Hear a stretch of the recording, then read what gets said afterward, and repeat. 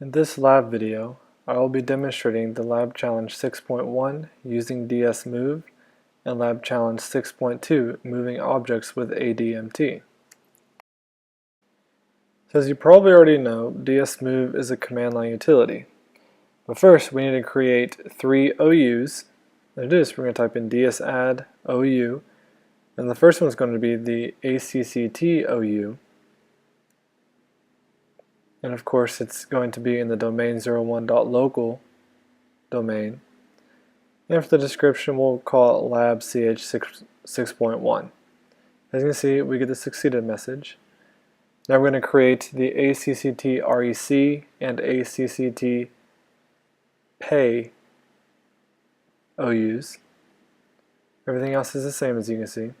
Now we're going to use DS-Move to move the ACCT rec and ACCT pay OUs into the ACCT OU, so that in the ACCT OU we have ACCT rec and ACCT pay.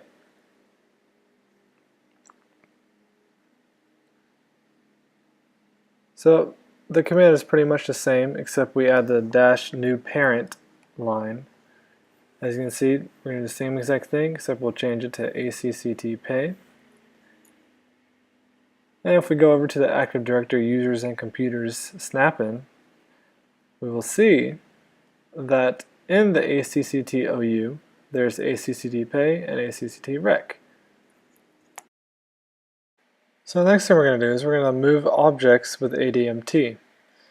So first, we want to check the SAM or the SID of the user 1 account. As you can see, the last 4 is 1122.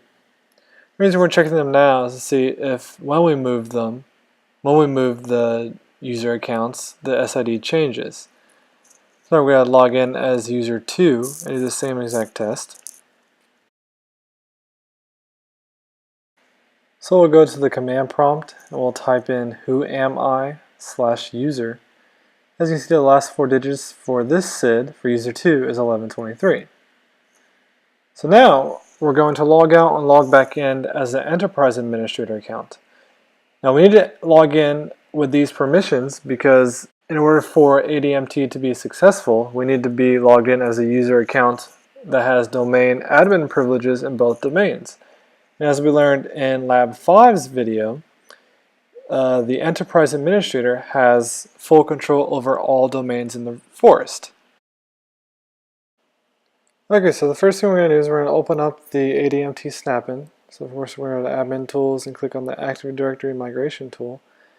We're going to click on Actions and click Group Account Migration Wizard. And since we want to move an object that is in the domain 01 local, we put that as our source. And then we're going to move it to the child 02.domain01.local child domain. So we're going to click Next. Now it'll ask us if we want to select a group or if we want to use a file. Obviously we're going to select a group. You'll notice if we type in the MGMT1 OU, it says that it can't find it. Now if we click Cancel and click on Advanced, and again click Find Now, if we scroll down to where MGMT1 would be, you notice that it isn't there. Now after a little bit of research on my part, I came to find out that ADMT will not let you move an OU. So instead, we're going to have to move the individual user accounts. So to do this, we're going to use the User Account Migration Wizard. So again, the same process that we've seen before. We're going to use domain01.local as our source and child02.domain01.local as our target. We're going to select users. We're going to click Add, and if we type in user1 and click Check Names, you'll notice that it'll formalize it. If we type in user2, minus the comma of course, and then click Check Names again, I'll do the same exact thing. We click OK. See that our user names are listed there. And it wants us to select the target OU. And since we don't have the MGMT1 OU, we're just going to use the users OU. And we're going to accept our default selections and click Next. Next one more time, then we're going to click Finish. As you can see, it gives us a progress. As you can see, it has moved two objects, which is our user 1 and user 2 accounts. Now we're going to determine whether or not the SIDs changed when we moved the user accounts. So as you notice that we're logged into the user 1 account, we're going to go whoami/user.